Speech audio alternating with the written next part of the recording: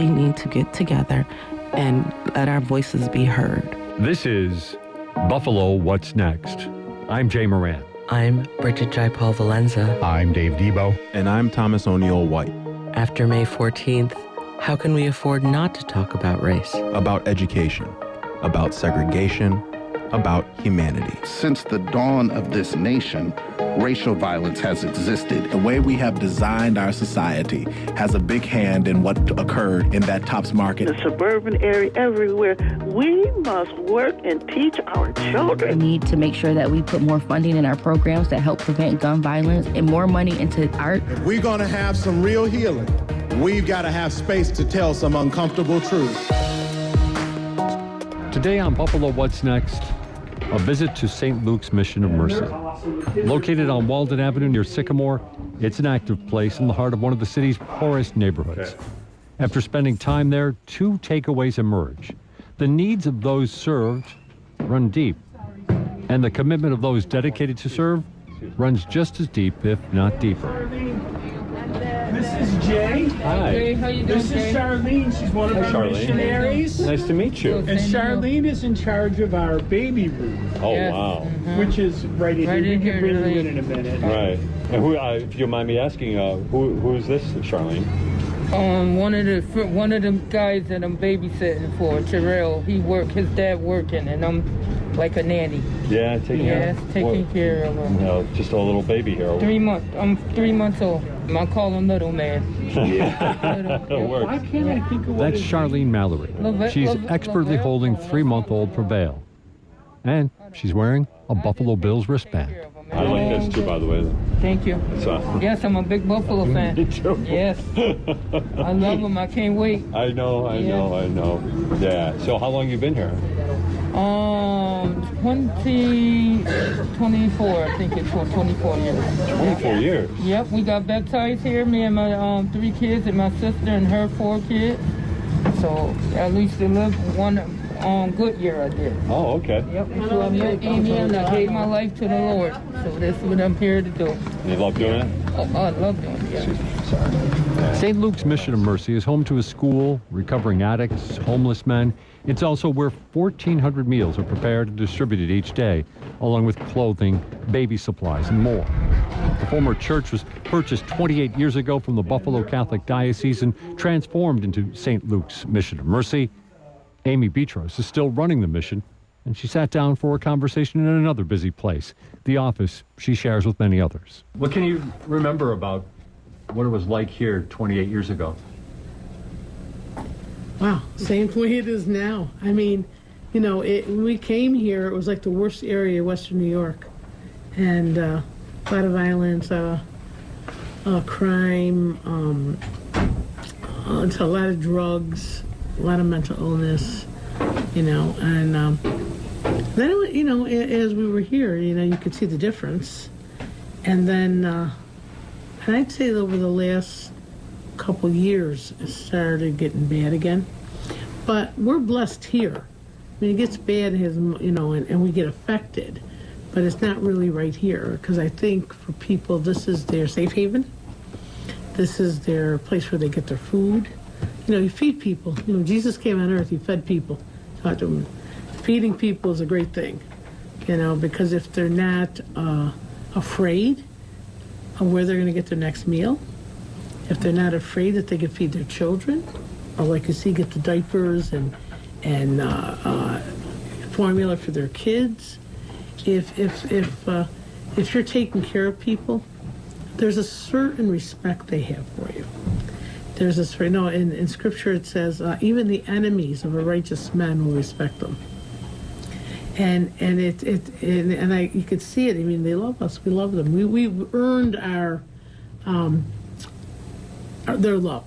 We've earned it, because when we first came here, they were very leery of us. What are you doing here? We don't want you here.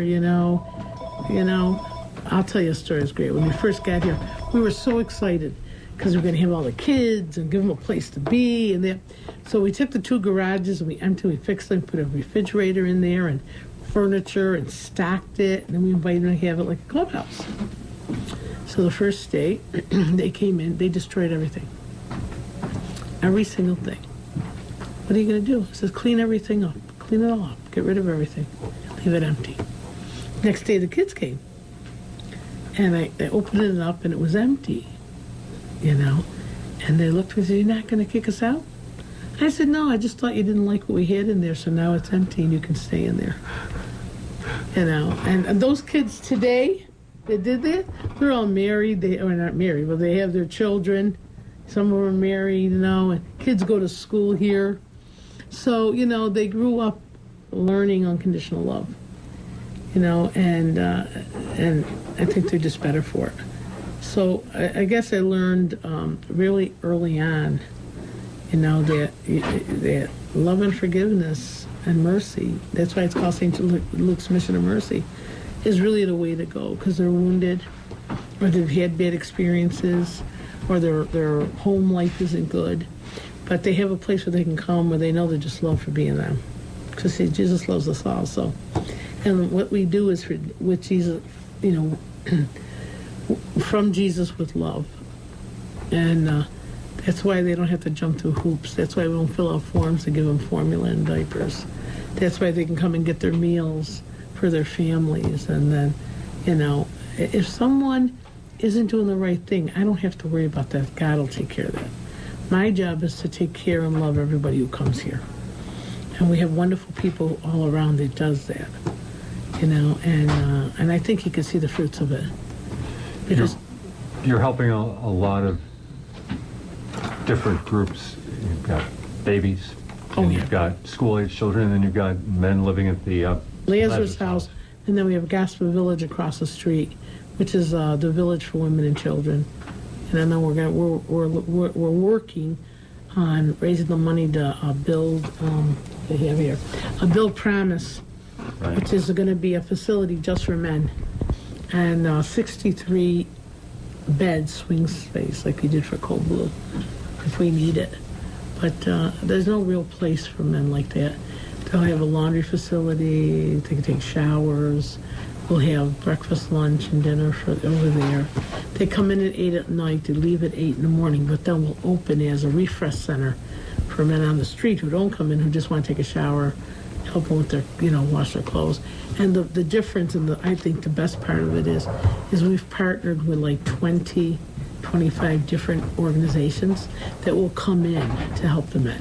So while there's, like you use the term unconditional love, it's offered, trying to help as many people as possible, there's also, it sounds like a social strategy that's involved, at least when it comes to the future bill. Because I believe when someone's loved, and when they have food in their stomach and their cover over their head and clothes on their back, ready for the next step. I learned that early on in Marlowe's theory, you know, the pyramid.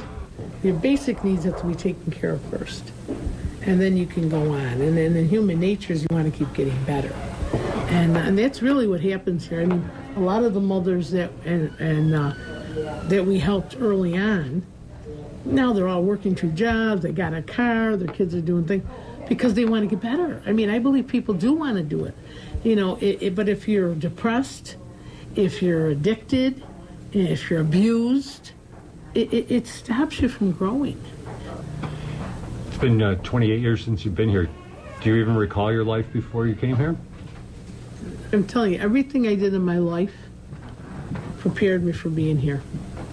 You know, and once I had a St. Paul conversion in Medjugorje, Yugoslavia in 1990. I met Norm Paolini, God rest his soul, he passed away 3 years ago, in Fatima, Portugal. And he was a research scientist at Roswell Park Cancer Institute. And we both had the same heart for the poor, so he quit his job, I sold a restaurant, and so we could buy this and start working here. And, you know, there were no regrets, you know. I love every minute of it.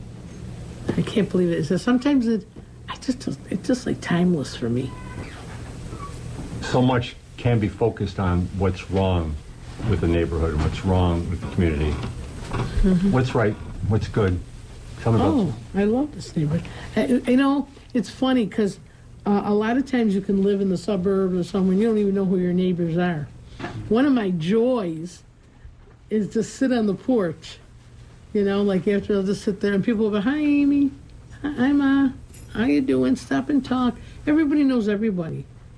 You know, and I'll be honest with you, I have never been afraid here in 28 years. Never been afraid. I love everybody here. They all know us. I'll tell you a cute thing when we were here. You know, people are sick, so we have people who, you know, will steal or do whatever, and I don't get. Well, one time somebody was stealing a case of chicken, and all the people went into the nest, ran out in the porch. He's stealing, he's stealing. They got it and brought it back, you know, because we're family.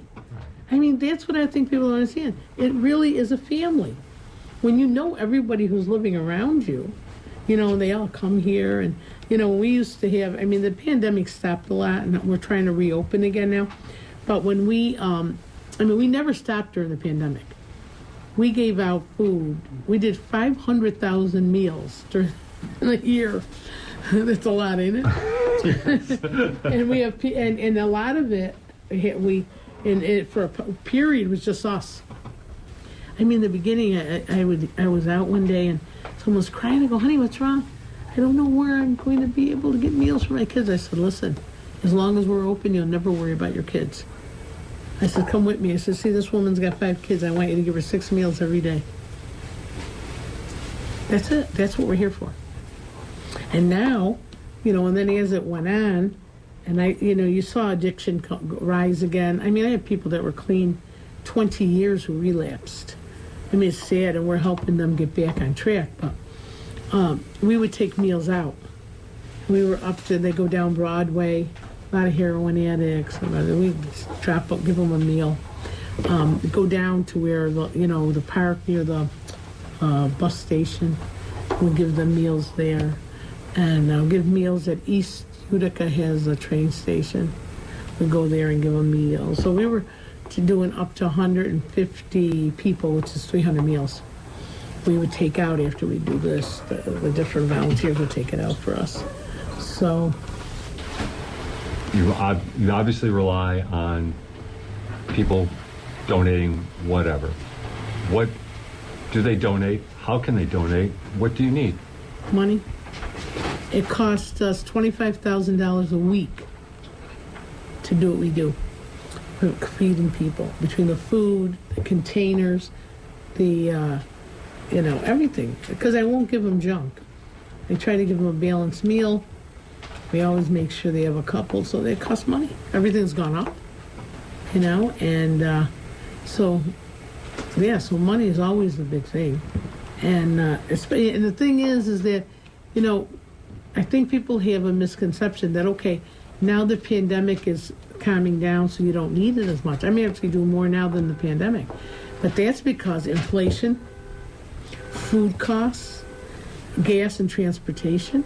That's why we take it out, because people can't get here like they used to, So I always say, if people can help us with money, that would be really the gift, I never worry, though, because I figure this is God's place, and He provided us.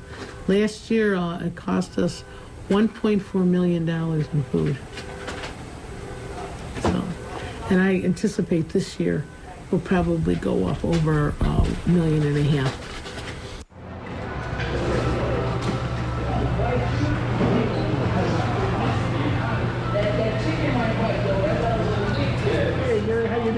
The food effort at St. Luke's is something to behold. Each day, 700 people come to St. Luke's to pick up a lunch and a dinner to take home. It makes for a very busy kitchen, all run by volunteers. And on this day, chicken burritos are on the menu. So you made this all by yourself? Yes, sir. Yeah, that's kicking. Thank you. I add a little cake to it, though. It's got a little spice to it, too. Yes. Nice, yeah. The people don't like it. Yes. And for research purposes only, I sampled the work. Good. You did a great job. Thank you. Yeah, that's good. Appreciate it. Thank you. Next time I need 700 pounds of chicken, I'm going to give you. You got that. Make sure anytime you get any type of extra food, any meats, I'll do whatever with it. So if you want to donate it, donate it. Okay, all right. I'll look it right up. All right. There are 9 missionaries, including Amy Betros, who live at St. Luke's. Most of the rest of the massive effort of helping mothers, homeless men, babies, feeding 700 people each day, all falls on volunteers. One group from St. Bernadette's Parish in Orchard Park has been coming to St. Luke's for 17 years. We have some volunteers. Hello, I'm just bringing a gentleman around. My guide around the St. Luke's campus is Dennis Gahuli. His St. Luke's story began when he was helping with the music at his North Buffalo parish. So Amy comes to Holy Spirit to bring her music group. I'm up on the altar playing the keyboards. Amy walks in the church and she goes, and I'm telling you, and this is what starts it. She looks at me and she goes, she's in the back of the church. She's coming in, she looks at me, she goes, you're the one God sent us. You are, and I'm like, what are you talking about? She said, God told me he was going to send me a keyboard player. You're the keyboard player that God told me he was going to send. Not long after that, Dennis and his wife Sue sold their house and joined the mission at St. Luke's, where they have lived for over 20 years. Before becoming a missionary at St. Luke's, Dennis worked in technology at the University of Buffalo. Now, he's one of the teachers at the school at St. Luke's. So, but the school up here is a kindergarten, or preschool actually, through 8th grade. I think currently we've got about, I don't want to inflate the numbers, it may be like 30-some students. So we know we've got 4 students in kindergarten, 3 students in 1st grade, and our current 8th grade has 2. 7th grade has 1, they're small, but now our 6th grade has 5. Our 5th grade coming up's got 4, so the classes are a little bit bigger. We had good-sized classes. We were up to over 50, and then they dwindled down a little bit, and now they're kind of picking up again. So where are the kids coming from? The majority of the children are right from the neighborhood, especially from families of the people that we help take care of, and a lot of the people, because the mission has a lot of houses that they've been donated. Those donated houses are a key part of the operation at St. Luke's. They also show how far the mission has come in 28 years. Initially, many of the houses were donated because they couldn't be sold. There was no market for homes in Buffalo's Walden-Sycamore neighborhood. Now they house families who are being served, and they also house the missionaries. Dennis and his wife live on one floor of a 2-family home. Amy Betros lives next door. Amy Betros says the Buffalo Catholic Diocese offered to sell the closed St. Luke's Parish with its aging school building and classic church for $200,000. A reasonable offer with one major obstacle. There was no money. But that was eventually found. Now the focus is on Build Promise to house and help the homeless of Buffalo, a $6 million venture that will feature 120 semi-private rooms and a code blue shelter that could help 170 make it through frigid Buffalo nights. Well, Build Promise, yeah, right now it's the same thing. If people are interested in learning about it, they can call and they set up like a little hour. It's just an hour. We give them a tour here, and they talk about Build Promise and the things they can do. But it's the same thing. Right now we're trying to raise $6 million. We have $2.5 million. They're working on some foundations that, are going to do that. The estimated time that it will be done is June of 2024. By having building it. But, we've been blessed there too, We just, Stu Harper retired from City Mission, and he came to us and said, I love this project. I'd like to work with you for 3 years to get it going. So they hired him. It's a different corporation, because St. Luke's is Madonna of the Streets, and Build Promise is its own corporation, even though it's a spin-off of St. Luke's. Sure. And I'm president of both, but that's so that they could do different things than us, because we don't hire anybody here. Everything is volunteer at St. Luke's. But that's going to be a different ballgame altogether, because we'll be open 365 days a week, and it's going to be a whole thing. So, so they hired him to get it going, and Nancy Langer. So they're writing the grants. They meet with the people. They're going to get that done. And then, and he's not interested in running it, just helping us get it. Right. And he has the experience because they built the one at City Mission, so it's been a blessing to help us. And he knows the need.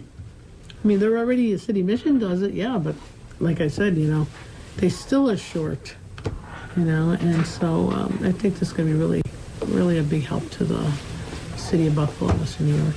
And, they say the east side of Buffalo, even though I don't like what they want to call now, East Buffalo. Right. So, but the truth of the matter is we take people from all over. We never ask where you're from.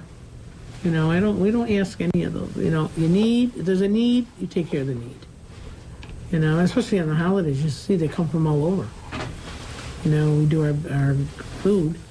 And it's funny because even during the pandemic, we found a way to do it. We worked with Tarantino's, that's on Bailey, and we gave out the vouchers, and we did 200 a day, and they went there and drove, and they put it right in the car. So we made sure that people were taken care of even during it. So, isn't that cool? Very cool. Amy, thanks very much for your time. You're welcome. Amy Betros, founder of the St. Luke's Mission of Mercy on Walden Avenue in Buffalo. You're listening to Buffalo What's Next. WNED PBS can go everywhere you go with the WNED PBS app. Go to the app to watch shows like Kleinhand's Gift to Buffalo, Frontline, and Compact Science. Even watch on the go with the WNED PBS live stream and a 24/7 stream of WNED PBS Kids. You can also see the full television schedule and what's on right now from the app. Download the WNED PBS app wherever you get your apps. The next time you meet with your financial advisor, ask them about making a gift through your will for Buffalo Toronto Public Media. You may have the means to leave an inspired and lasting gift to the station while achieving benefits for your estate. For more information about leaving Buffalo Toronto Public Media in your will, contact Colleen Miller at 716-845-7031 or cmiller@wned.org. Thank you. This is Buffalo What's Next, where we have conversations with the community about moving forward. To have your voice heard, press the Talk to Us button on the WBFO app, and we'll work to get your questions and comments on the air. Join us on Twitter at WBFO or email us at news@wbfo.org. Together, we'll have the conversations that are needed. This is WBFO, your NPR station. And good morning. This is Dave Debo. For the balance of this hour, Barbara Seals Nevergold is our guest.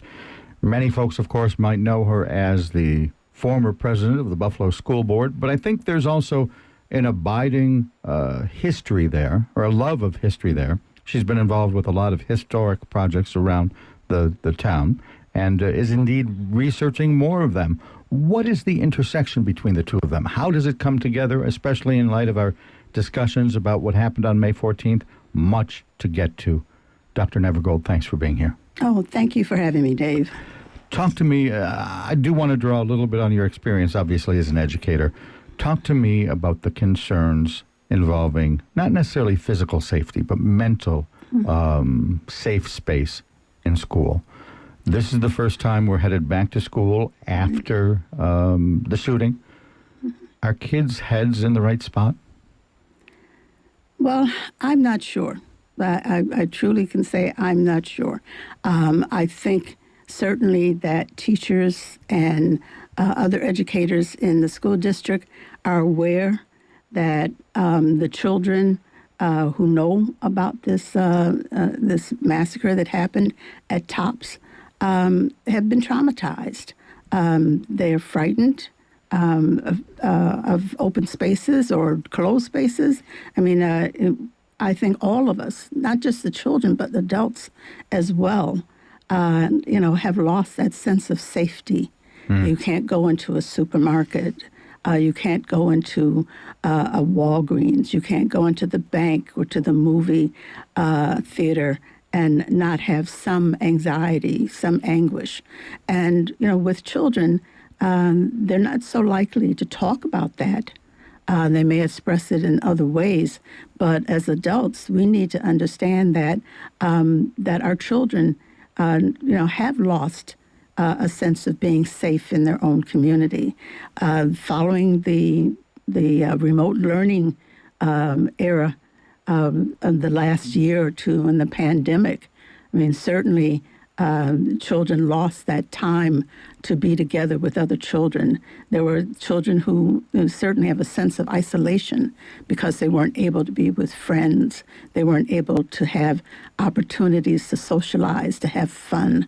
I have 2 granddaughters, and my granddaughters came to my house every day during the remote learning period. So I was able to work with them, but they too expressed concerns about not being able to be with their friends and not being able to have those opportunities, for example, the graduations or the moving up days. They lost those experiences, and we can't replace them. I think any shooting will obviously shatter the sense of safety that people have. This one, however, targeted black people. Do you think kids are extra aware of that? Do you think they realize that these things happen because of the color of their skin? I think they are. Unfortunately, in this country, we have been moving backward, moving to a period of time, when black people, when people of color were openly and even, in terms of the law, could be discriminated against, could be harmed, murdered, and the perpetrators not suffer any justice as a result of their behavior. And I think children, certainly are aware of that. And I think also, and again, I know my own granddaughters question the fact that half of the victims of the top shooting were elderly. They were senior citizens. And so the question is, how could somebody shoot an old lady? How could somebody shoot a grandmother? The fact that they couldn't fathom, and we can't, quite frankly, I can't fathom how it was a young man could come in, could have spent some time, because now we know that he came to Tops before he actually came back to shoot people. Right. And how could he overlook the humanity of another individual? How can you look them in the eyes and then shoot them?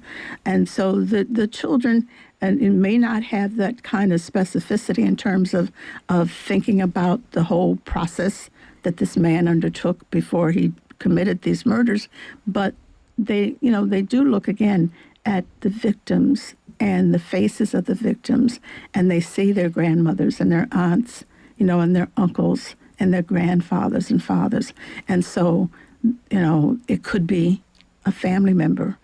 And so, yes, I think we can identify, and they can identify, with the loss. Does the mindset of someone like Peyton Gendron mean there was somewhere along the line of failure in education?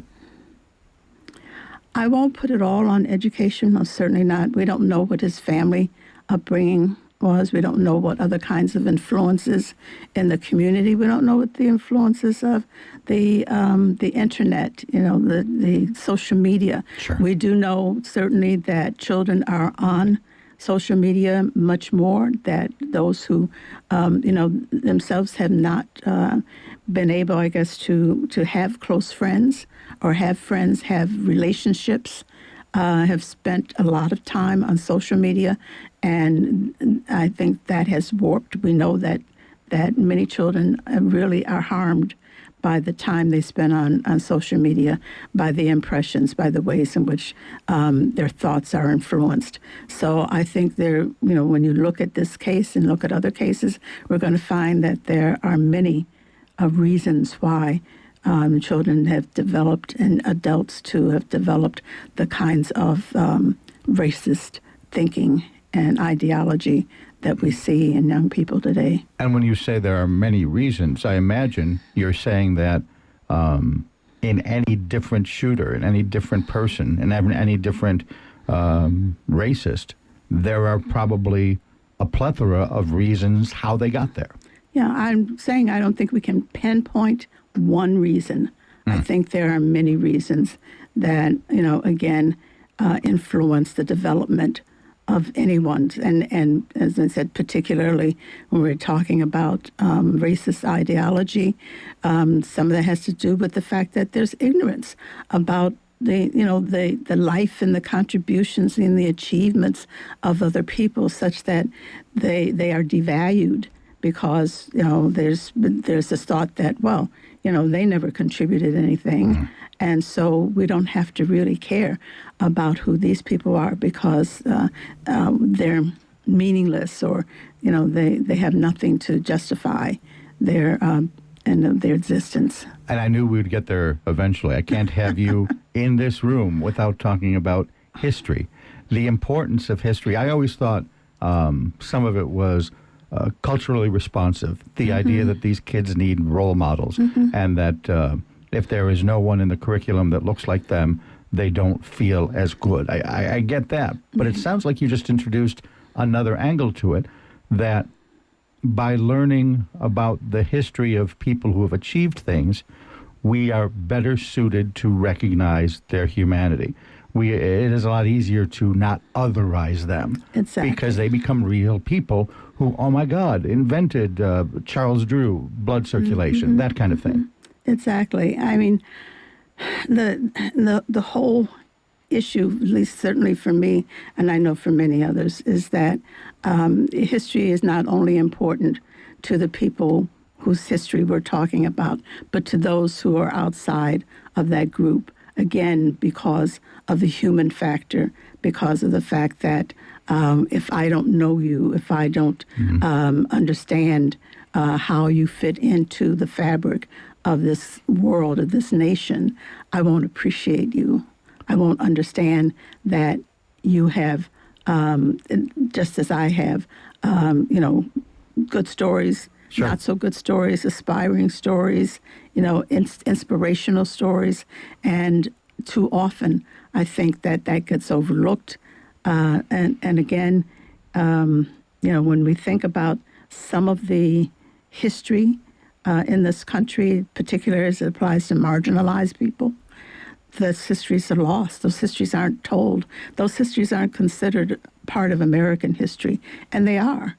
They are. When you think about African American men, for example, from every single conflict or war that this country has had, there have been African Americans involved in those, and they have been contributory to those. But again, there's this lack of understanding, this lack of knowledge, this lack of historical teaching that makes sure that we all understand that.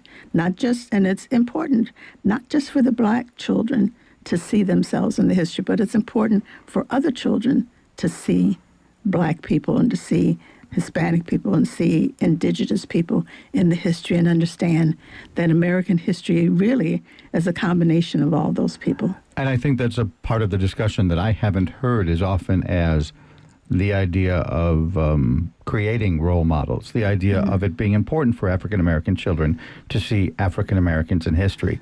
Your argument is that there's a broader impact there. Yes. And I'm surprised because I hadn't necessarily thought of it that way. Well, again, it has to do with the fact that we celebrate African American history in February. And then that's it. What about the other months? Yeah. I mean, and it becomes a history into itself rather than the fact that it's part of American history. It's contributory to American history.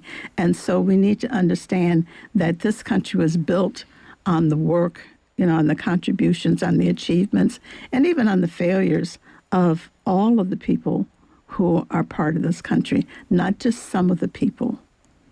And so that's my push. I also find myself looking at the history that I write about, the history of African Americans, the regional histories, and find them to be inspirational, find them to be motivational, and I think, wow, we should tell these stories.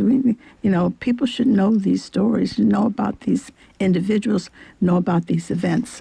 Which brings us to one of your big projects. Everyone says, oh, Barbara Nevergold, former president of the Buffalo School Board.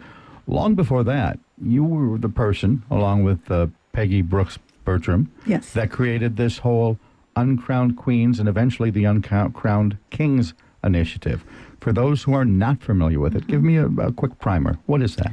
Well, this goes back to 1999 when Peggy Brooks Bertram and I were invited to join the Women's Pavilion Pan Am 2001, an ad hoc organization that was developing projects to commemorate the centennial of the Pan American Exposition. And the group was looking specifically at the role that women had played in many of these. And so Peggy and I decided we would look at how African Americans were involved in fair, and we didn't know anything about them. And as we began to do some research, we found an African American women's group called the Phyllis Wheatley Club that was instrumental and actually protested in 1900 to have the board of managers of the expo bring in an exhibit called the Negro exhibit that illustrated all of the accomplishments of African Americans since emancipation. The managers were only going to bring in the old plantation and Darkest Africa. Those were the two exhibits. So these women protested bringing in an exhibit that really showed again the accomplishments, the contributions that African Americans in every walk of life. And once you found this women's group existed, you said, let's profile them. That's right. And eventually others, and others, and others. Yes. It grew exponentially. And we found that there were so many of these biographical stories that were lost. Even those individuals who at one time may have been well known in the community, once they died, once they passed on, nobody talked about them. They weren't in the textbooks. They weren't in the curriculum in the schools. And so we began to develop an archive on the internet now we call it the Uncrowned Community Builders because it's both men and women. And in that archive, we have hundreds of biographical sketches and some longer of men and women who've been major community builders in the Buffalo and Western New York area. Talk about that title, Uncrowned Queens. Why that? Well, Peggy Bertram has been doing work for many, many years, and she's coming out with a book soon on a woman by the name of Drusilla Dungy Houston, who was actually from Oklahoma. And she had written a poem called America's Uncrowned Queens, and it really encapsulated the idea of what we were trying to do with the Uncrowned Queens. The women, again, who worked tirelessly, and who were important in their community and who should be recognized, but who may not get their crown, at the time that they should have it. So this inspired us to name the project at that point, Uncrowned Queens. And one of the first people you profiled was Ida Fairbush? Ida Fairbush was, yes, one of the people, but we didn't know very much about Ida. We knew that she was the first African-American to be hired as a Buffalo school teacher in 1897. And that's about it. And it was actually maybe about 20 years later, 2019, that I decided to really do some research on her and find out, where she went to school, what motivated her to be a teacher, how she got the job in the first place, what happened, after she worked some 40-odd years in the same school.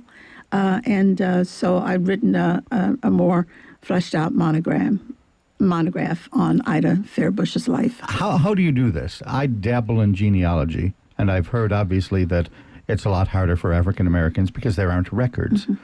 Is the same thing true not just of family records, but historical records? How do you launch a project like, I'm going to find out more about Ida Fairbush? Yeah, well, you start looking in the primary sources possible, newspaper articles, things that other people have written, perhaps other literature that may be available to describe the context of the community at the time that she lived. So it's perhaps not exactly about her, but we know in this period that she was living, such and such was going on. So the newspapers are a really rich resource for information, and I didn't realize how, media savvy African Americans were the time. So they ensured that a lot of their activities were covered in the news. And of course, we have our own newspapers. The Challenger is how old? The Challenger, I believe, was established in the early 60s, 1960s. And way before that was the Criterion? Was the Criterion, which was established in 1923, I think, or 22. And you told me before this program there was also one that we don't know a lot about called the Star. Yes, the Buffalo Star. And that was established in 1932 by a man by the name of Andrew Jackson Smitherman, who came from Oklahoma.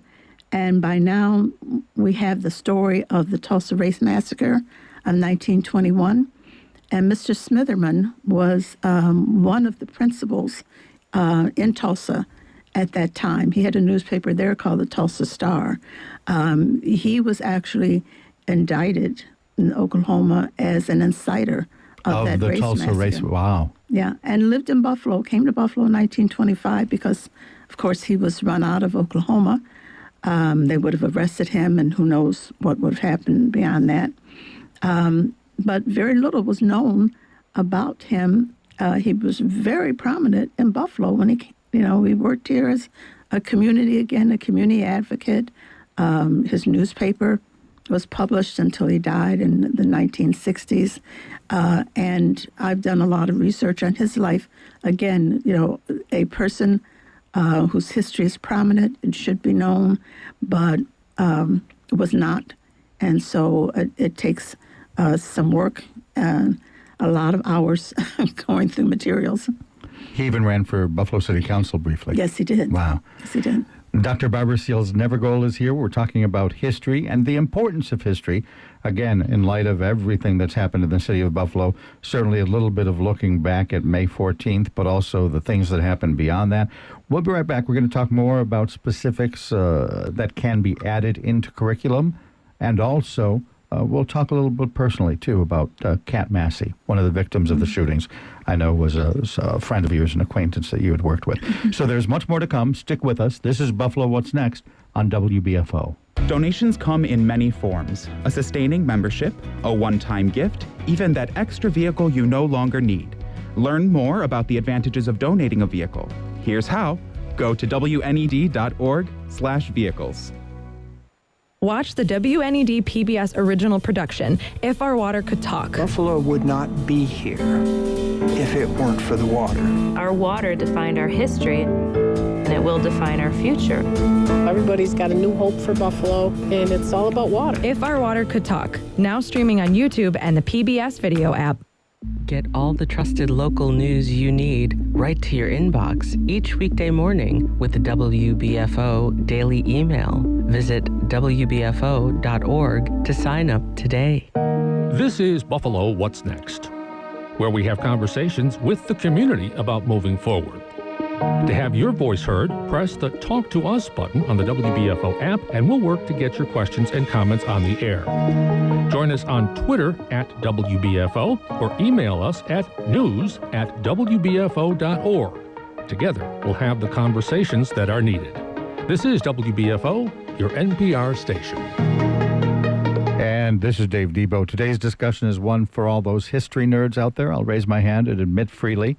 Jay Moran on the other side helping us out with the production on the program. He says he's one of them too. Barbara Seals Nevergold is with us. You may know her as a former president of the Buffalo School Board, but I think that really underestimates all the work that you have done involving history and historical research. Earlier in the program, we were talking about the need for history to not only help African-American students understand themselves, but to have the entire community of students understand each other, recognizing shared humanity. As the program goes on, there are a couple other stories I know you'd like to share about important people in history, but I think one of them that we have to touch on was Kat Massey, one of the victims of the top shooting, someone you knew, someone you worked with. Tell me a little bit more. Yeah, I met Kat in 2014 when I was running for school board that year. And she volunteered. I didn't know her, but she came, she volunteered. She carried literature, she carried petitions, and she helped me win that race. And afterwards, she would come to board meetings at times, and she would address the board, always very prepared, very cogent remarks.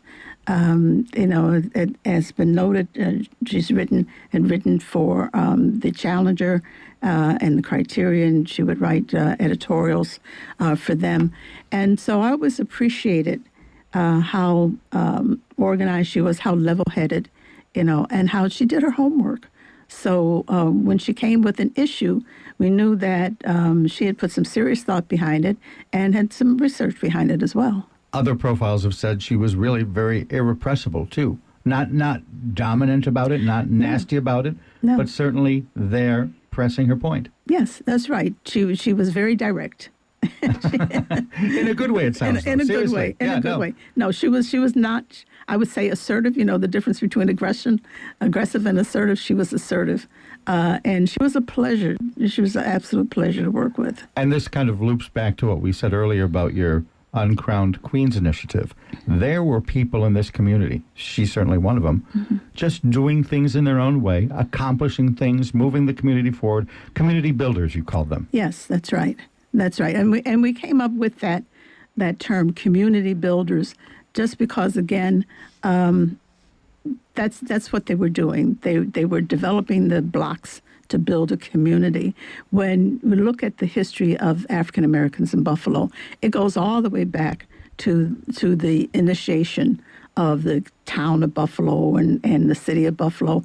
And African Americans were really a very small population for many years, right through the 19th century.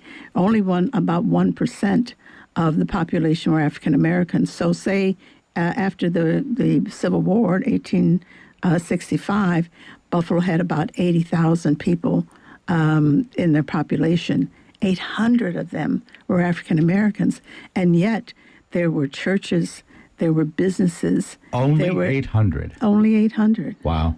And those numbers, again, were very small. When Buffalo became a city in 1832, there were about 300 African Americans, and already they had churches, and then businesses. So, again, when you look back and you see people who have this indomitable spirit and what they were able to do and what they were able to accomplish, I mean, it has to be inspirational to people to learn that. It has to be, something like, wow, you mean they did that and there were only 300 of them, So that's what inspires me, again, to tell these stories. And I believe that regardless of your ethnicity or your race, you have to be impressed by what the community builders did in contributing to the development of Buffalo and Western New York. You mentioned churches. I know you're working on an article for Western New York Heritage Magazine, probably coming out next month, on the early history of black churches in Buffalo. I am. The first black church, the Bethel AME, was founded in 1831. Michigan Street Baptist Church was founded in 1836, and there's a little church called the East Presbyterian, which was founded in 1850, that kind of got lost in the cracks. The next church is St. Philip's Episcopal Church in 1866, and the East Presbyterian kind of got lost through the cracks. It lasted for about 10 years, but it has a major significance in the development of the religious community in Buffalo, because it was actually the foundation for St. Philip's.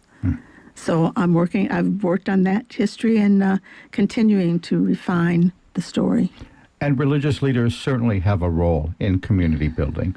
But I'm wondering if throughout your study of the history of people who've made a difference, if you see a contrast between the community builders of old and those who might be carrying on a fight today. Mm-hmm. Well, I think the reason, how can I put it, the environment and the cause, etc., I think molds and brings forth the leaders that are needed to address the issues. So in some contexts, in some ways, the issues of racism and discrimination and bigotry, etc., have not changed, because we understand that they are institutionalized in this country. They're in the system. But the nuances of that discrimination, that racism has changed. And so the leadership and the strategies used to address it has to change as well. Do you think currently there is a old guard, new guard dynamic underway? That's hard to answer. I don't know. I guess that if I were to say yes, I'd be part of the old guard. So I'm not ready yet to admit to being part of that group, but most certainly, we are shaped by our experiences and by our knowledge, and so it's like my experience using a computer and my grandchildren's experience using it. We use it very differently. And we use it for different reasons and for the same reasons. But, their knowledge and their skills are so much and vastly different than mine. I'm afraid sometimes I'm going to break the internet.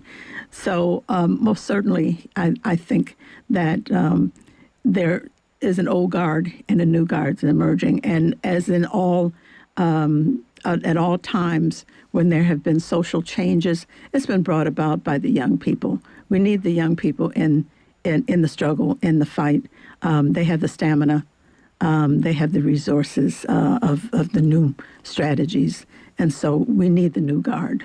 What should their agenda be? What does the community need? If there was one or two big issues that you wanted the activists of today and even the elders to concentrate on, what would that be?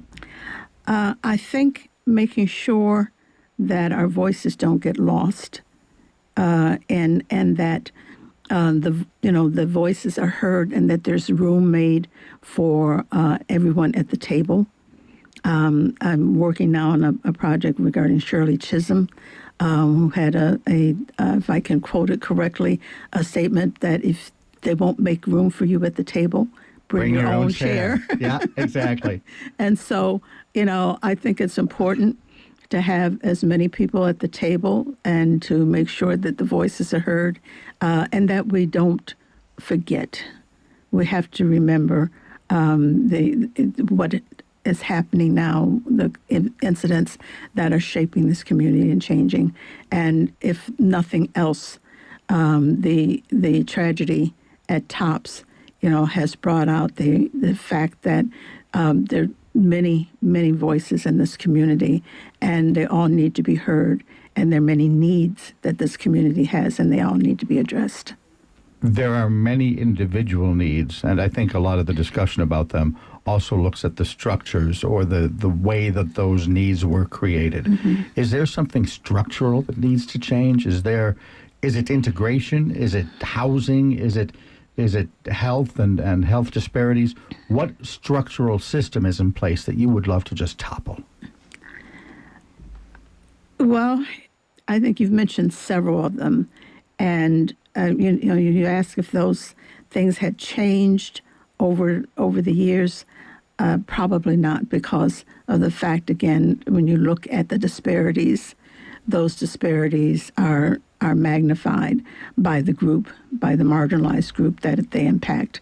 And most surely African Americans, are impacted as one of those groups.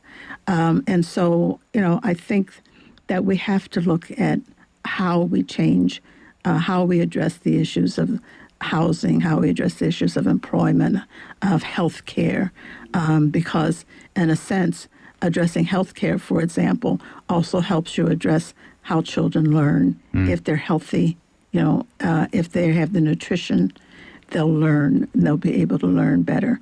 So we probably are still talking about the same issues over the last 100 years or more. But now I think, again, we're talking about them, we're bringing them all out, and not just talking about them, but there is opportunity, and there are things that are going on to make a change, to make a difference, and not just talk about them, but to actualize a change so that they become better. Let's pull above the trees a little bit. Certainly a local discussion prompted by TOPS. Mm-hmm. But does there need to be a greater national discussion about race? Absolutely. Particularly I now. you'd say that. That's why I asked.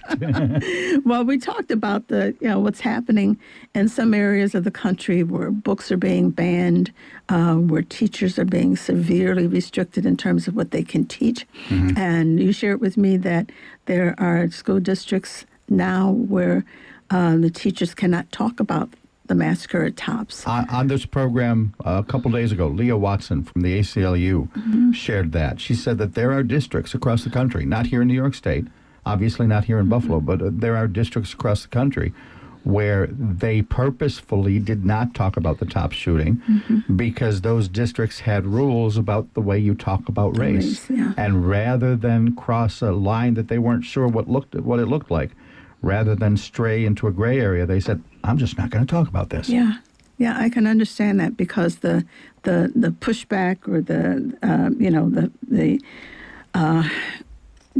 the result of that could result in them losing their jobs and being harassed. I mean, there's so much misinformation and disinformation going out and impacting people personally, harassment. And so, yes, I understand why they can't. But if we don't have this national conversation, I'm afraid that we're going to be pulled back into an era that will be very ugly. I think we use the word chilling. The fact that books are being banned makes me think of Nazi Germany when they built bonfires to burn books that weren't allowed. We're not there yet, but we're very close to it. And so we need a national conversation that honestly helps us to look at what is happening with respect to education and to discrimination, racism, and trying to get to a point where we can address the problems that we have nationally. How do we do that? If the election of Barack Obama didn't trigger such a discussion, if the knee on the neck of George Floyd didn't trigger such a discussion, how can this occur? Well, I think that in the George Floyd incident, that most certainly did create a national discussion, a national awareness, a national reckoning, but it didn't last. That the point is, how do we sustain it? And I think it's very hard to sustain because of the emotional, impact it has on us. But we have to sustain it. I don't know how we do that.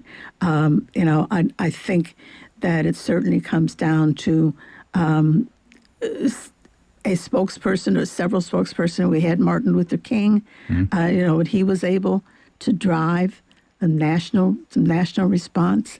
Is it a charismatic leader? Perhaps. Is it charismatic leaders? Is it organizations?